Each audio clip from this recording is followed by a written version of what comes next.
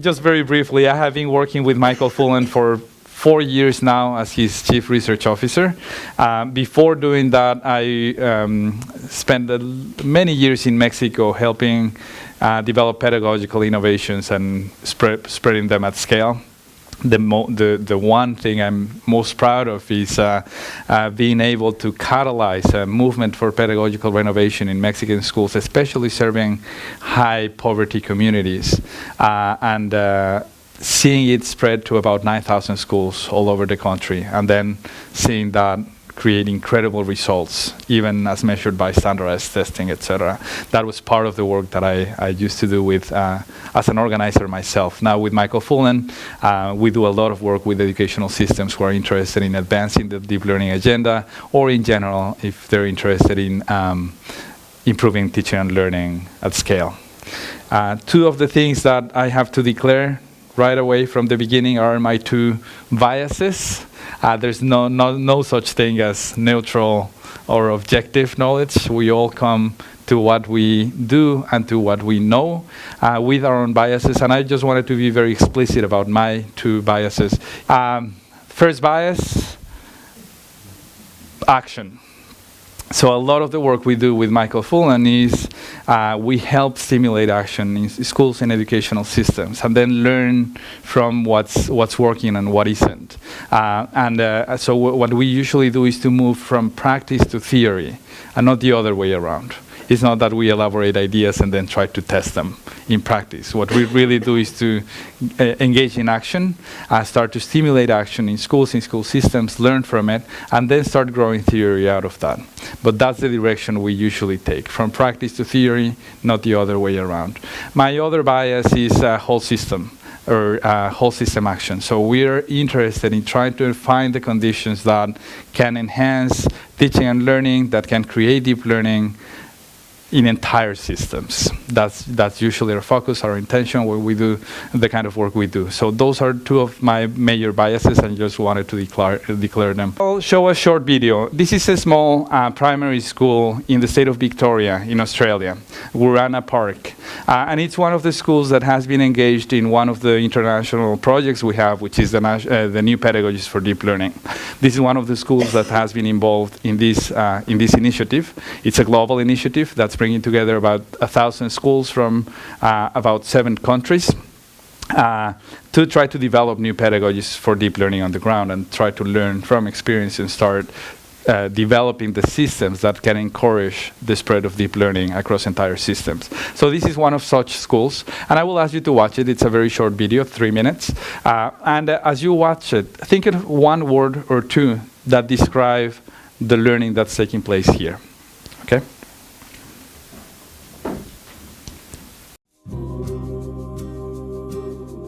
The Enigma mission came from the students' ideas. They wanted to be able to capture something that was slightly mysterious, something that grabbed your attention. I'm out going about my business and I'm going to find the answers. An Enigma mission is a project based on deep thinking, and basically you have to choose a topic and you have to research very, very deep on it, and the more deep the better. Welcome to the Enigma portal. Your task as a member of an Enigma mission is to explain the great paradoxes, conundrums and mysteries of our existence.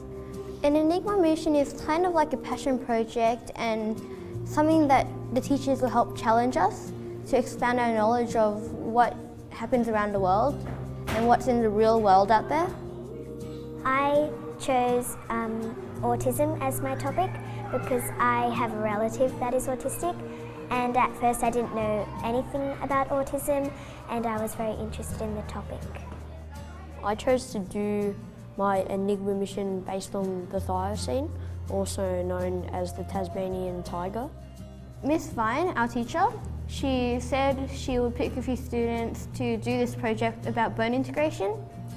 And so we took up that challenge and we tried to do that. But the main challenge for me was DNA. I was like so interested. I mean, learning from DNA, DNA is an Enigma mission in itself. I mean, it's not a question, it's a whole Enigma mission. I interviewed people and tried to find out their understanding of autism, and I contacted a scientist. I had to research about the animal and the process of bringing it back to life. I also contacted a paleontologist named Michael Archer. Him and a group are trying to bring animals back to life. I'm not going to grow up to be a doctor, but I am going to grow up to be a computer engineer. So I don't know how genes can link with that, but with my genes I could produce some sort of new software or something. We want them to be thinkers, we want them to be people who can create change, people who can make a difference. This has changed my idea for what I want to be when I grow up. And also, I want to try and say to the world that not everyone's the same, pretty much. It's just because they have different body parts and stuff like that, it doesn't mean they're any different from us. I think it's given me a whole new look of autism, and I think it's shown me a lot of what it's about, and I think I would like to be working on autism in the future and trying to help people with autism.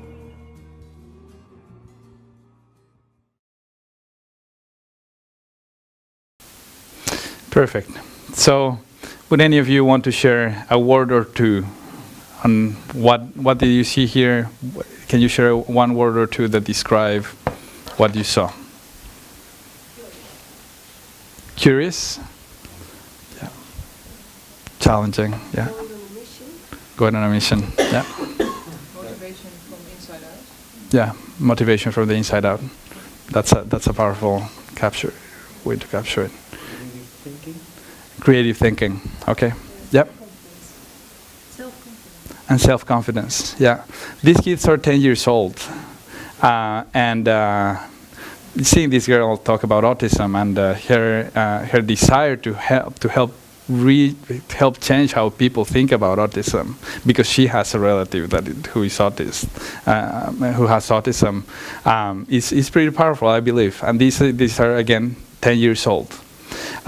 We have been hearing from many parents. I'm a parent myself. I have two sons, one 4 years old, another 7 months old, and especially with the 4-year-old. But this is what I hear from many people who have young children right now.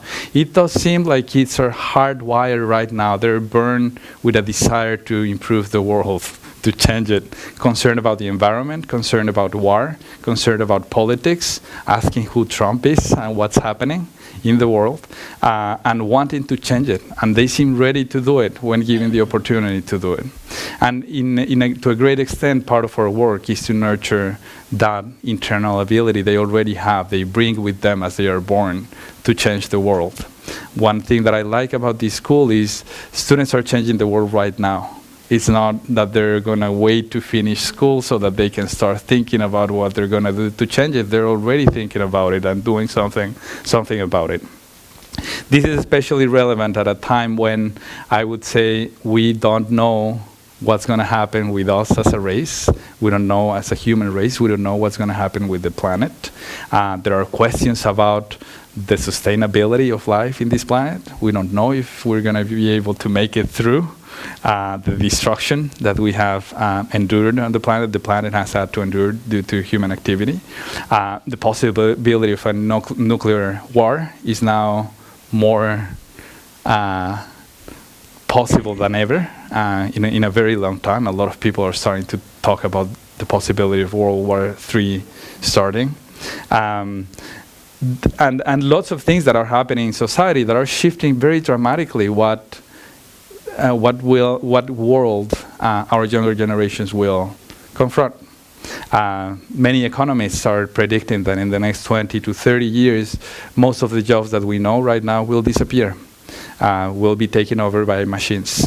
A lot of the work of lawyers, of professions that we would have thought would last for a long time, are now being threatened by the revolution in technology that is making automation possible at very large scale and with high reliability. So in a world where we don't know if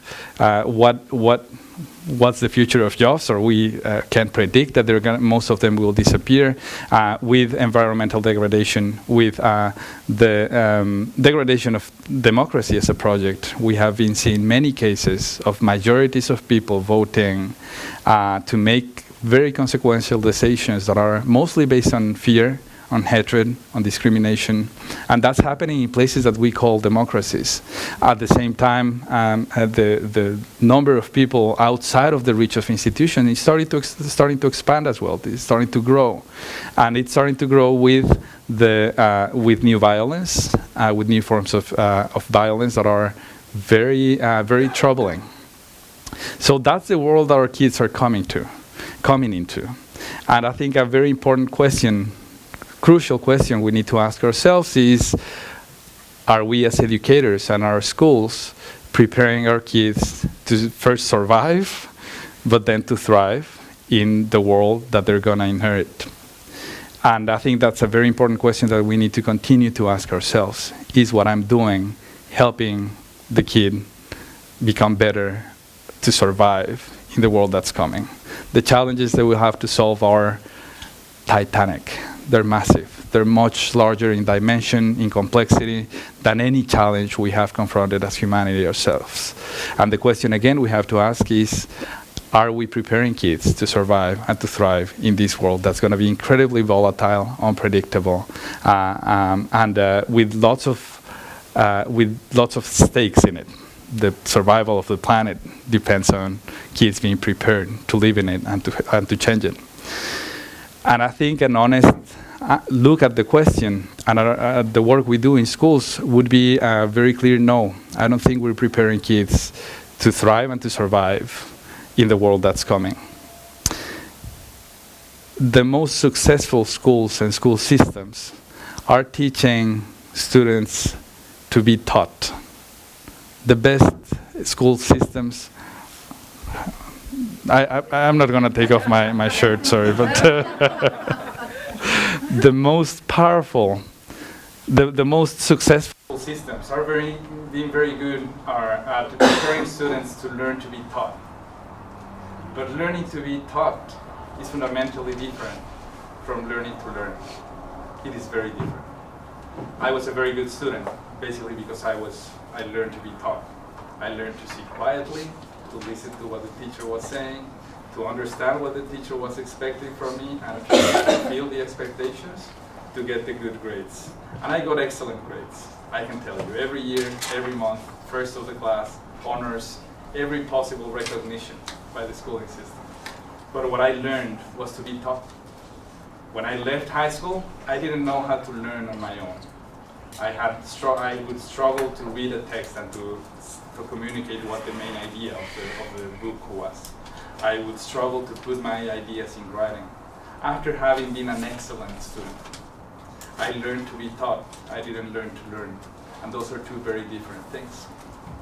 And one of our best, possibly the best legacy we as educators and as schools can leave for the younger generations is precisely the ability to learn deeply. Learning to learn deeply. Most of the things that we're teaching them right now, they will very likely not need them in 5 years. Most of the problems they will have to solve are problems that we cannot even begin to name, that we don't know how to solve. So the best bet, our best legacy for the younger generations is to develop the ability to cultivate in them the ability to learn deeply, and to do it with whatever it is that they will have to figure out to solve the problems ahead of them. And that's a very different skill set than what, as schools, we have been cultivating so far, which is the ability to be taught. What we need is the student ability to learn, and that's very different, and to learn deeply. So with that idea, I wanted to do a quick exercise with you and ask you to think of something that you or the people you know that know you, something that you or the people that know you think you're very good at. It can be anything. It doesn't have to be things from the school. It can be anything. It can be cooking or playing an instrument or a sport or making people laugh, all those kind of things. Try to think of something that you or someone who knows you well would think that you are very good at. Okay? Think of that. Take a minute to think about that. And I will ask you 3 questions to try to guide the reflection around it. You don't have to answer the 3 questions, but use them as prompts to think about how you learned to do what you do very well, what you did to get better at it, and what were the conditions that were in place for you to learn and to get very, very, very good at it. So would anyone want to share their story or the story that they heard from someone else? Anyone who wants to share something that you or the person next to you considers themselves to be very good at and how they learned it? Do you want to share any ideas? Well, I'm good at singing. Good at singing. Tell me how you learned it. How you learned to sing and to get good at it. I think my mother taught me to sing because I had to learn Dutch, and so we had to learn Dutch songs because I sang in French. And what did she? 4 or 3. And then what did she do to help you learn it? What did she do? She liked when I was singing. So she encouraged me to sing because she said, I enjoy you singing. So when we did the dishes, for instance, she always asked for a special song. Yep. Yeah, she had a repertoire of songs she would like me to sing. Okay. Good. And I went to the next question, or do I go on? Okay. Let me guess, but your mother must have liked to sing as well. Yeah. Did your mother sing to you? Did she sing to me? Yeah. Not so much. Oh, not so much. No. But she would encourage you to sing often. Yeah. Constant practice. My father, quite good at singing. He played piano. Did you grow up seeing people who were good at singing? Yeah. And I lived in Africa, and a lot of schoolmates sang a lot. Okay. Wonderful. Would you want to sing a song for us? just kidding.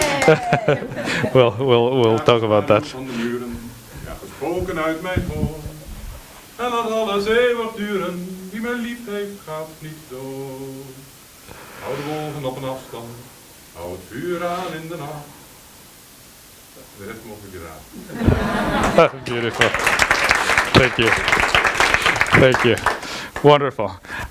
Anyone else? Thank you very much. That's a beautiful story. No, that's good. We don't have to be professionals. You're just very good at it. So, positive reinforcement. She would tell you when she liked when you did it. Constant practice. You would be. She would ask you to do it over and over again, and then you would have some exposure. Not necessarily your mother, but others who sang, who you could look after. And exactly. People applauded. Okay. Wonderful. Wonderful. Perfect. Perfect. So feedback. You would have feedback from someone. Good. And how, when you found that idea, what was it that made it a powerful experience for you?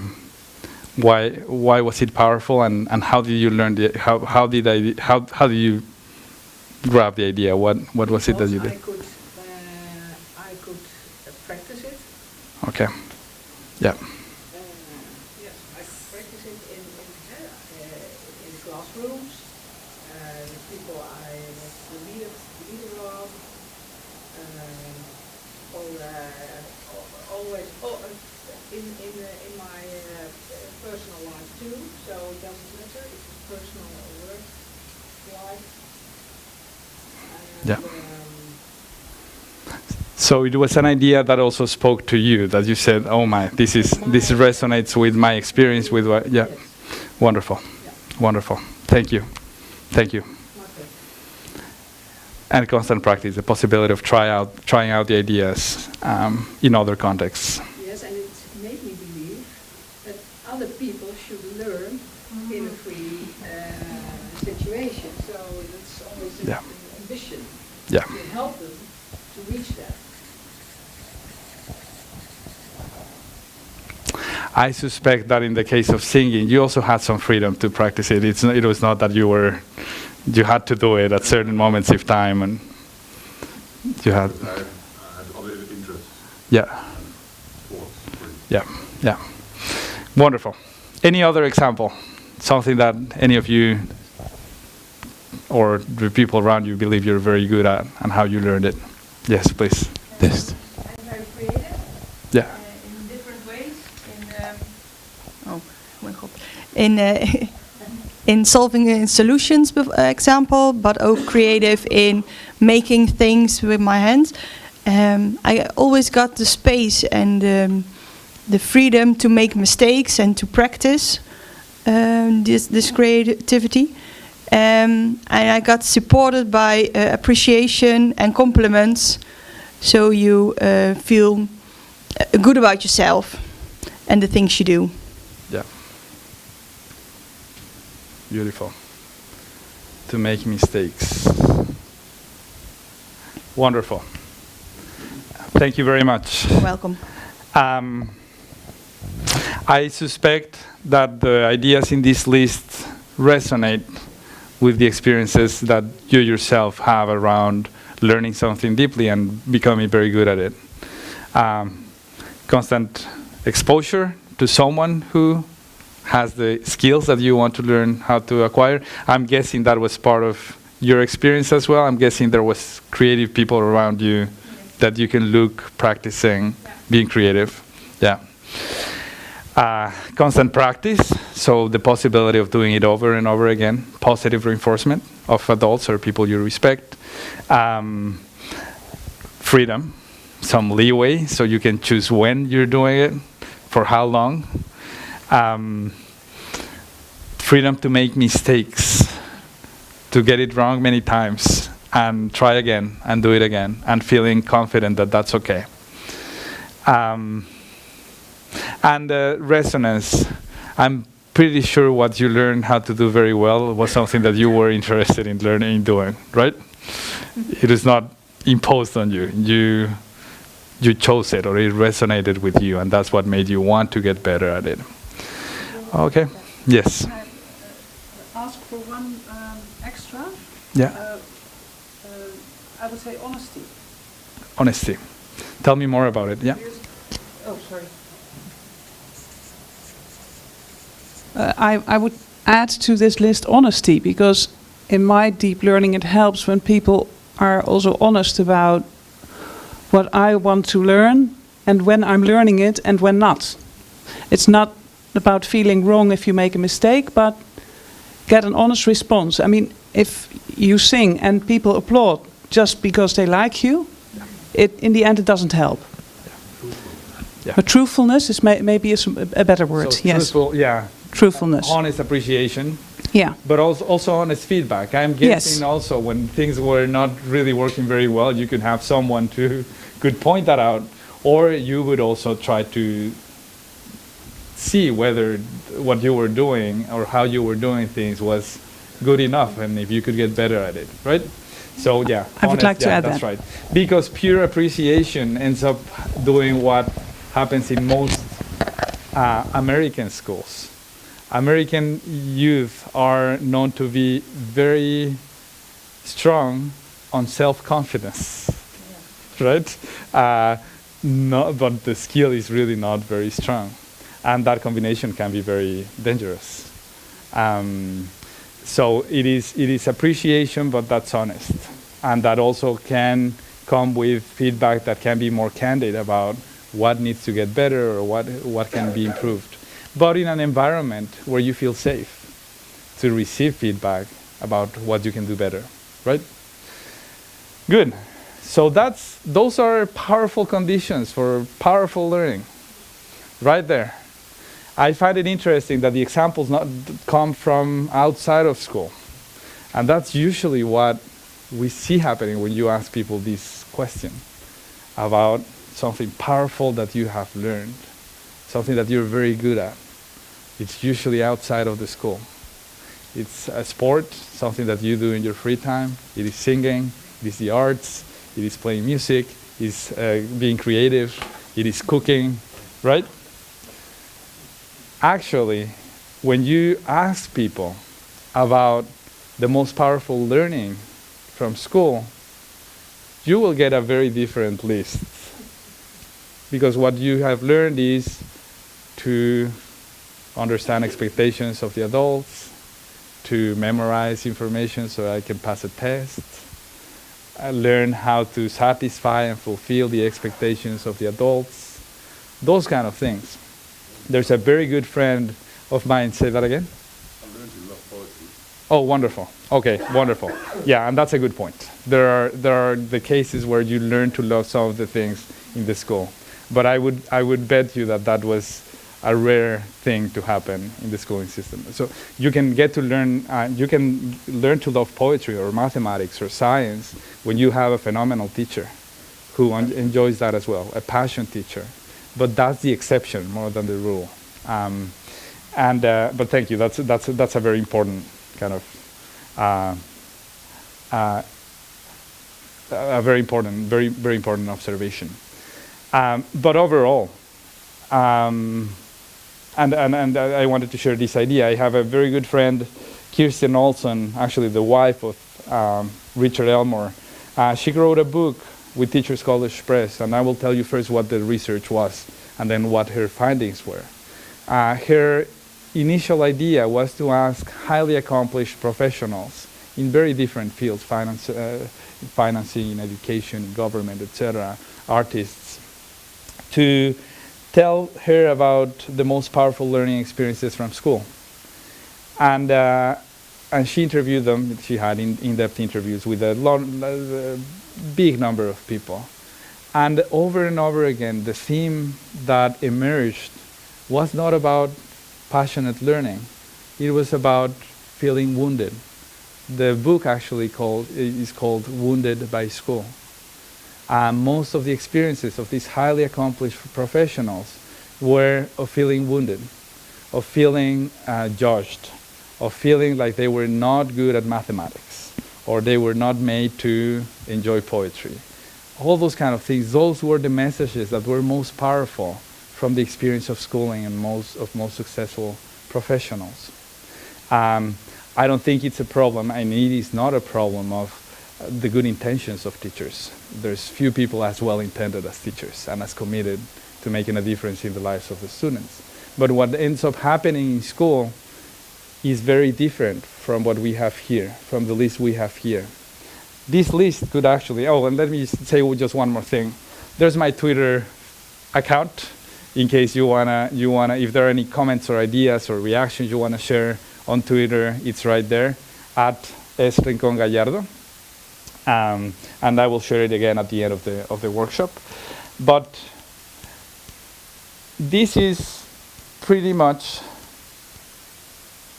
what we believe and what we know about powerful learning, right? And it is actually reinforced by current research on the science of learning. What are the conditions? First, we know that we are hardwired to learn. That's as humans. That's part of our makeup. And these are some of the conditions that encourage deep, powerful learning. Discomfort and struggle. Getting very good at something involves a lot of effort and a lot of frustration, messiness, mistakes, discomfort, pushing beyond what you feel comfortable with. And the best mentors we have are mentors that push us to get better beyond what we feel comfortable with. That's a very important point. Good. Now the thing is, think about what we know and what we believe about powerful learning. And then think about what we do in schools. And how similar are those two things? To what extent do kids have the possibility to practice constantly things that matter to them, that resonate with what they're interested in? To what extent they have access to someone who models the kind of practices that we want them to get better at? To what extent they have freedom to explore certain things and in their own time, at their own pace, for as long as they want, etc. And I think we can start seeing an important contradiction between what we believe and what we know about powerful learning and what we do in schools. And actually the conclusion would be these are very different. Very different. We don't do in schools what we believe and know about powerful learning. And part of our challenge is to try to move our work as educators and as school leaders into this direction, to what we believe and what we know about powerful learning. So an initial question to have in mind as you think about bringing deep learning to life in your own place is ask yourself what were the conditions that allowed you to get very good at something, and try to create those conditions in your classroom. And start there. That's the starting point. The starting point is powerful learning. What are the conditions that create it? And then how you create those conditions in your classroom. That's the starting question. It's not a question of the curriculum or what you need to cover or what are the tests you're going to be taking. Those are secondary questions. They're very important, but they're secondary. The fundamental question is, how did I learn deeply? What were the conditions that were in place? How do humans learn deeply? What are the conditions that allow them to learn deeply? And then creating the conditions, those conditions in your own classroom for kids to be able to really learn deeply. There is now research that is showing, for example, and this is, and I think this will resonate with you as well. This was a research that was conducted in a very prestigious boarding school in Boston, Massachusetts. And the students were tested 1 month, or 1 day, on, I think it was a history test, and then graded, and the average grade of the group was B+. It's a pretty decent grade. They tested them again on the same test, only a bit less complex, just removing some of the more detailed questions. But they were tested again 3 months after. Can you guess what the average grade was? Any guesses? What is that? Better?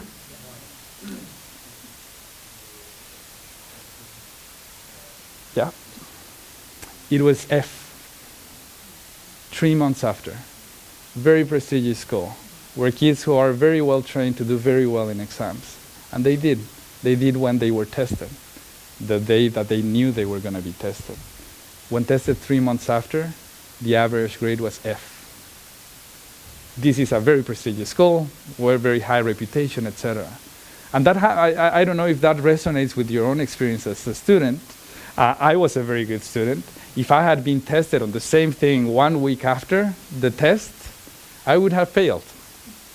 I would have failed, because what I learned was that the important thing was to get a very good grade on that test. So I would kill myself the night before to learn all the information I had to learn. I would put it on the exam. I would forget about it as soon as I handed the exam. And that way I could navigate the whole journey of schooling, doing very well on tests, learning practically nothing.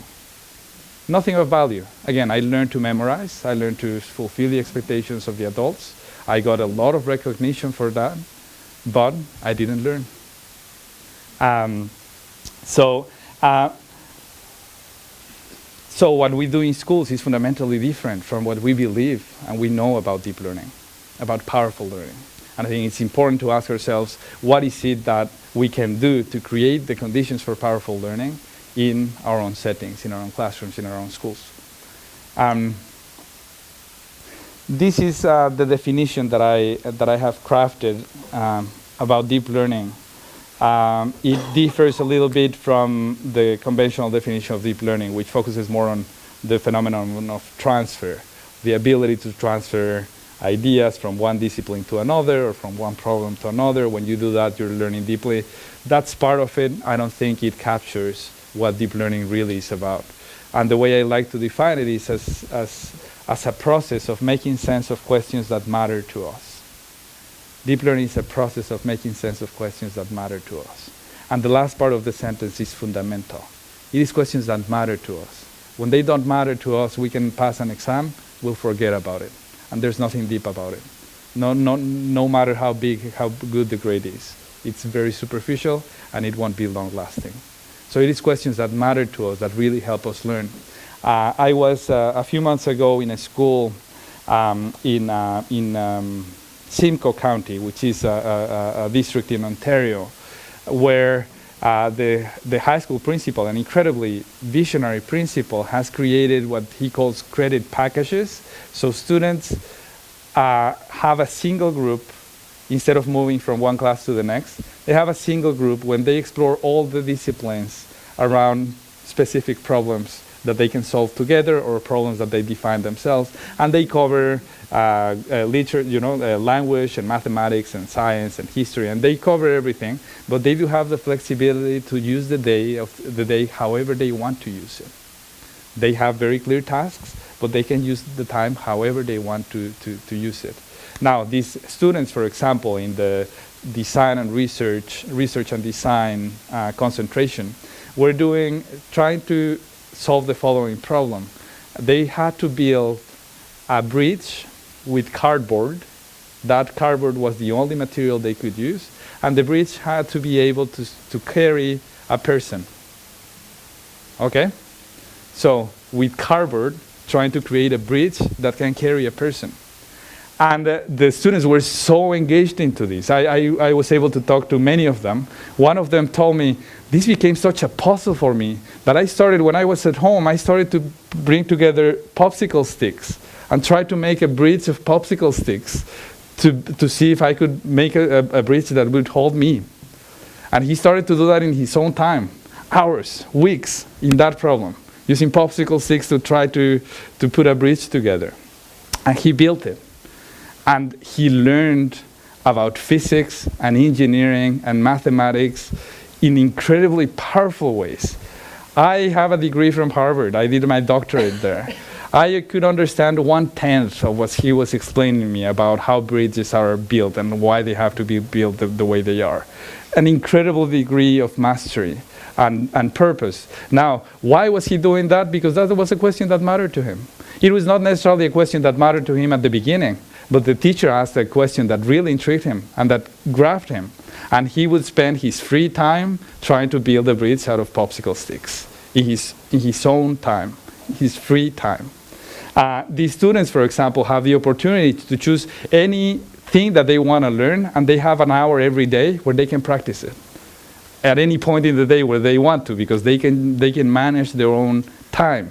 So some of the students need to take a nap, and they do it. And then they focus for 2 hours on doing really powerful work on trying to build the bridge of cardboard. Sometimes they need to go to the lab to do some calculations with mathematics, etc. But they have the freedom to move around the day in a way that allows them to focus whenever they need to focus, but also take the time to take a break. The school is full of ping pong tables and pool tables and lots of places where they can just have fun for some time. But the thing is, because they're exploring questions that matter to them, they don't spend the whole day playing ping pong. They do that for a little bit because they want to go back to create the bridge with cardboard, right? So deep learning, again, is a process of making sense of questions that matter to us. And that final part is very important, because if we are trying to learn, we are imposed things that we have to learn because we have to, if they don't matter to us, we will just comply. If we're good students, if not, we will rebel. But if we are good students, we will pass the exam, we will prepare the exam, and we'll forget about it a few weeks after. Okay? So deep learning is a process of making sense of questions that matter to us. And we have started to understand and to conceptualize deep learning around 6 fundamental competencies. These are, we list them as different, but they're really interrelated. When you have students engaging in deep learning, they're usually cultivating all of these competencies together in an integrated way. They are creativity, critical thinking, communication, collaboration, citizenship, and character. Those are what we call the 6 Cs, the fundamental competencies that come into play when we're engaged in deep learning. And not only they come into play, but when we engage in deep learning, we get better at them as well. So these can be considered also as outcomes, deep learning outcomes. Students who engage in deep learning get better at and practice creativity, critical thinking, communication, character, citizenship and collaboration. The list is here, and I wanted to suggest a little exercise. Tell me, who of you don't work in schools currently? Good. In school, yeah. You're not in schools. Do you have? So I will ask you that this exercise. Just keep in mind one of the school, your own school or the school you're most familiar with. Okay, when doing this exercise, but try to do the following. Try to think of these overarching competencies, and again, each of us has different definitions. But try to think of this in the view of deep learning. What you would see as collaboration in a deep learning environment, or what you would see as critical thinking, as creativity, etc. And just give some thought to what's the one or two competencies here that you think your school or the school you're most familiar with is strongest at. Okay, so what are the one or two skills that your school or your classroom is best at cultivating? And then let's do the contrary. What's the one or two competencies that you believe the school is not very good at, or the classroom is not very good at? And let's take a quick look at that. So take 2 minutes to think about it. I try to pick the one or two that your school is best at cultivating, the one or two that the school should be cultivating more. Okay? Let's take 2 minutes for that. And I just wanted to get a sense of which competencies turn out to be the ones you feel your school is strongest at, and get a sense of the group to see if there are any competencies the group seems to see being strongest at their school, and then the ones that might be weakest or least paid attention to. So of those 6 skills, the one or two that you would consider your school to be very good at cultivating, who chose creativity? Okay, 1, 2, 3, 4, 5, 6, 7. Okay. Who chose critical thinking amongst the top 1 or 2? 2, 3, 4. Okay. Who chose communication? Okay, 1, 2, 3, 4. Character? Okay, 1, 2, 3, 4, 5, 6, 7. Citizenship? Okay, 1, 2, 3, 4. And collaboration? Okay. Okay, that's not bad actually. So the top 3 seem to be character, citizenship, collaboration.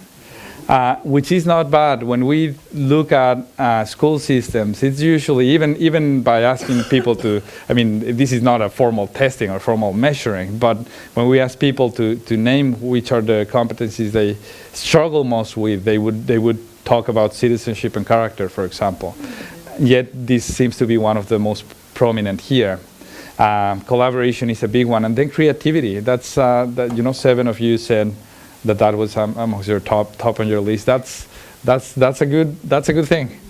Creativity is overall, when you look at schools around the world, creativity is really not something that's encouraged with kids. It's all the contrary. Any creative ideas get pushed down and silenced so that you could go through the curriculum. But the fact that there are many schools here that seem to focus on creativity and be good at promoting that, that's a good thing. I know this is perception, this is not necessarily very reliable information, but it gives us a sense of where you guys are at. In terms of the skills that your school would need to pay more attention to just to be good at it, or the 1 or 2 that are the weakest or the least explored or the least promoted in your school, who chose creativity? Okay. Who picked critical thinking? Yeah. Who chose communication? Yeah. Who picked character? 3. Citizenship? 1, 2, 3, 4, 5, 6. And collaboration? 1, 2, 3, 4, 7. Yeah. Well, interesting. The ones that that had the most votes again were critical thinking and communication, which were the ones that had the least votes in the previous list. So that says something about these two competencies, critical thinking and communication, that might be things that to pay special attention to. And we will be talking a little bit about how to cultivate those in the next part of the workshop. For now, I wanted to see if there are any, in 1 minute, any reactions, questions that you might have that you want to share with the group, and then we'll come to them right after the break. Any questions, any reactions so far? In general, just one thing. Many of the things are happening on the school, but most of the things are organized extracurricular. So they're outside the normal less program, and students can do all kinds of things, but it's not part of the normal program. That's a good point. Okay, so creativity, it's outside of the formal curriculum. That's a very important insight. Yeah. Yeah. And one of the big questions we will have to ask ourselves is, how do we bring what we're learning from the extracurricular activities that seems to be cultivating the kind of skills we want to cultivate into the curricular activities? We put it outside the normal curriculum. Yeah. There's no time to do it in the other curriculum, so we kind of generate our own problem. Exactly. You are creating two spaces, one where you are creative, one where you have to be, And it doesn't have to be that way, and that's the thing, yeah. Good, that's a very important insight. Thank you. I was telling to my neighbor that I felt more freedom as a teacher to be doing those things with my students than as a school leader. Interesting. Oh, sorry. More freedom as a teacher than as a school leader? Yes, I felt more freedom as a teacher, experimenting and doing those things with my students than as a school leader. Can you tell us a little bit more about that?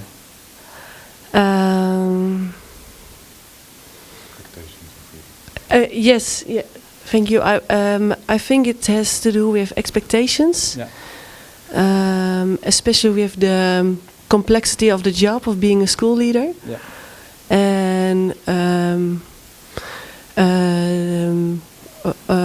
working in with the diversity of the job. Yeah, lots of things to do. Yes, a lot of things to manage. Yeah, yeah. And actually, it's a shame to be thinking that, or that's the conclusion. But that's because I like being a school leader. Yeah, yeah. And I'm proud of it. Yeah, yeah. It's a very interesting point, and I would not come to it now. The fact, would you say that teachers do have more freedom than principals do?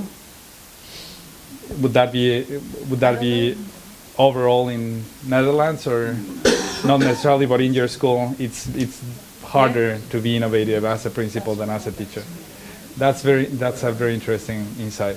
We'll come back to that as well. We'll come back to those two ideas. Let's take a break of 10 minutes and come back. In 10 minutes, we'll come back and move into the next part. Well said. Thank you.